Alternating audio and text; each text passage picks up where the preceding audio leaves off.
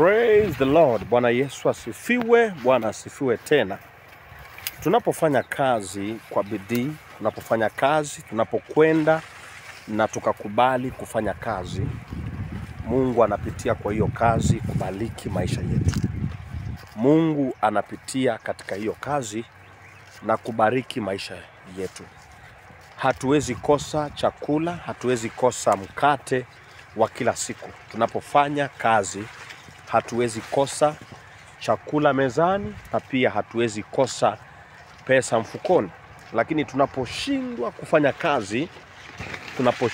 kufanya kazi na kuipua lawama kwa wazazi, unaipua lawama kwa marafiki, unaipua lawama kwa watu, ndugu zako, sijui wajomba, umaskini unazidi kuwa mwingi kwa sababu haujafanya kazi.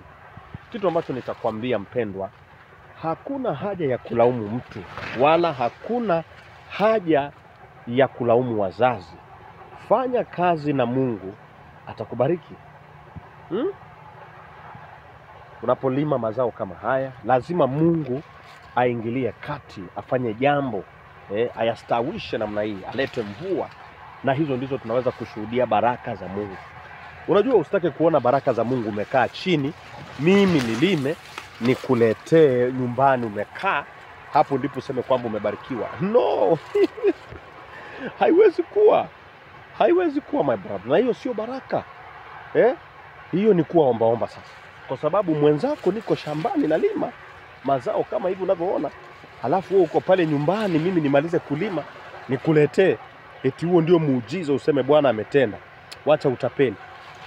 Hakuna Bwana anatenda namna hiyo. Hakuna Bwana ametenda namna hiyo. Fanya kazi. Wacha ujinga. Fanya kazi. Ubarikiwe sana. Majina yangu ni Mtume John Koroso.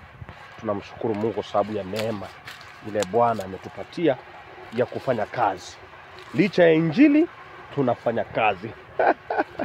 Barikiwe sana.